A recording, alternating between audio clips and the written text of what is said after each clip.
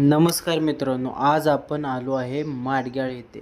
आता तुम्हाला प्रश्न पडेल की माडग्याळ येथे का आला आहे? तर मित्रांनो, इथे आठवड्यातील प्रत्येक शुक्रवारी खूप मोठा बाजार भरतो.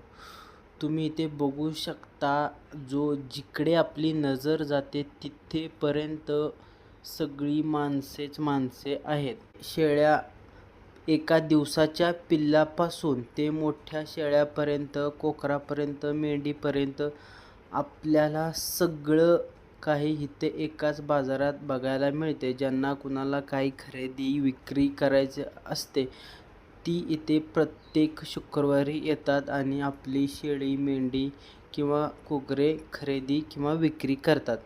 तर या मामाने 3 बोकडे विक्री केले, तर आपण त्यांना आता रेट विचारूया. बोकडे आहेत का मामा? कसे दिले? कसे दिले?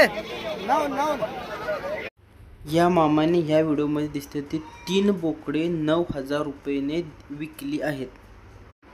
इकडे तुम्ही फक्त आणि फक्त शेळ्या बघू शकता. तर इथे शेळ्या एकदम चांगल्या भेटतील आणि आपल्याला घरच्या घरी पाळण्यासाठी आणि दुधासाठी उत्तम शेळ्या या बाजारात भेटतात. तुम्ही योग्य पारख करून घेऊ शकता. वरील जी 2 कोकरे तुम्ही बघू शकता, ही नर मादी आहे आणि जातीसाठी पण उत्तम आहेत आणि आपल्या जर घरी पाळायचे असेल तर एकदम बेस्ट आहे. त्यांची तब्येत वगैरे चांगली आहे. मित्रांनो, कोंबडी पालन सुरू करायचे पण काय करावं हे कळत नाहीये का? तर मी माझ्या या ई-बुकमध्ये डे 1 पासून ते पूर्ण प्रॉफिट मिळेपर्यंत सगळं स्टेप बाय स्टेप समजावलं आहे. पिल्लांची काळजी, फीड मॅनेजमेंट, रोग नियंत्रण, वॅक्सिनेशन शेड्यूल आणि नफा कसा वाढवायचा हे सगळं एकदम सोप्या भाषेत दिलंय. म्हणून जर तुम्हाला चुका टाळून थेट नफा कमवायचा असेल तर हे ई-बुक नक्की घ्या. ई-बुकची लिंक तुम्हाला डिस्क्रिप्शनमध्ये मिळेल. या बाजूला सगळे तुम्हाला मेंढी आणि छोटे कोकरे भेटतील. इथे छोट्या पिल्लापासून जे मोठ्या मेंढ्यापर्यंत भेटतील असे कोकरे पण तुम्हाला भेटतील. हे एकदम खरेदी करून आपण 2 ते 3 महिन्यात विकून यामध्ये चांगला नफा मिळवू शकतो. इथे तुम्हाला योग्य दरात भेटतील. आपण एका व्यापाऱ्याला विचारले, ते कसे देतात ते ऐका. हो, मला 21 सांगा की. 21 सांगा की. 8.5 या 21 कोकरांची किंमत प्रत्येकी 8,500 रुपयानं आपल्याला सांगितली. परंतु व्यवहारामध्ये काहीतरी कमी जास्त करून ही कोकरे आपल्याला 7,000 पर्यंत मिळू शकतात आणि आपण 2 ते 3 महिने याचा सांभाळ करून 11,000 ते 12,000 पर्यंत मार्केटमध्ये विकू शकतो. तोपर्यंत इथं 2 मोठ्या व्यापाऱ्यांची भांडणे लागली होती. त्यांचं बोलणं तर आम्हाला काही कळत नव्हतं, कारण ते कन्नडमध्ये बोलत होते. ते कसे बोलत होते काय आम्हाला कळत नव्हते, परंतु आम्हाला एवढंच माहीत होतं की त्यांची इथे भांडणे लागली आहेत. बाजारामध्ये असं तुम्हाला पाहायला मिळेल.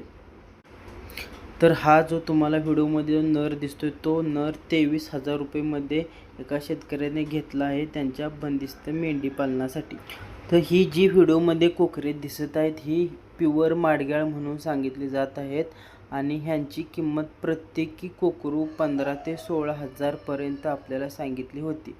जर ज्यांना अशी जातीवंत कोकरे घ्यायची असतील त्यांनीसुद्धा या बाजारमध्ये यान घेऊ शकता. तर या मामाने हे छोटंसं पिल्लू 12,500 रुपयाला खरेदी केलं आहे. यामध्ये काय आहे मला तरी जास्त नाही कळत.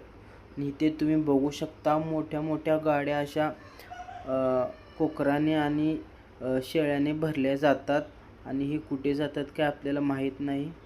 ह्या 2 मजली गाड्या आहेत, म्हणजे खाली पण आहेत आणि वर पण आहेत. आणि इथे तुम्ही ह्या कप्प्यामध्ये छोटी छोटी पिल्ले पण बघू शकता. या पिल्लांचे रेट खूप सांगतात, 5,000 6,000 पर्यंत आपल्याला सांगतात.